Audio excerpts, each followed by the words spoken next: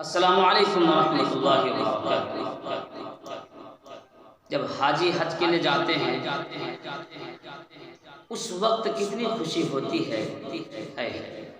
شاعر کہتا ہے اب تو بس ایک ہی دھن ہے، اب تو بس ایک ہی دھن ہے کہ مدینہ دیکھوں، اب تو بس ایک ہی دھن ہے،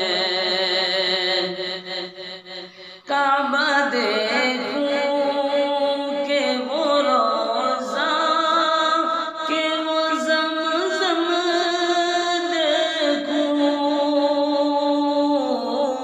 کعبہ دیکھوں کہ وہ روضہ کہ وہ زمزم دیکھوں، اپنے ناپاک نگاہوں، اپنے ناپاک نگاہوں سے میں کیا کیا دیکھوں،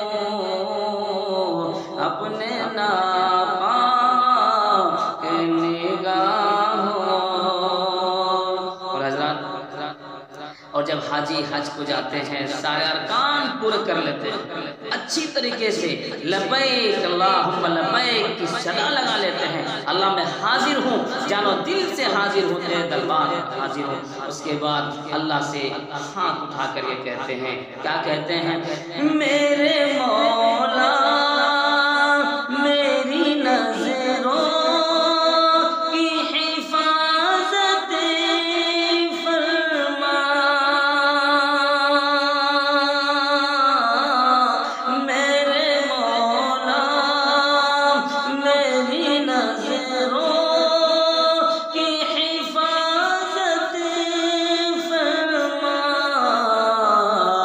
اب کسی اور برائی، اب کسی اور برائی کا نہ چہرہ دیکھوں، اب کسی اور برائی۔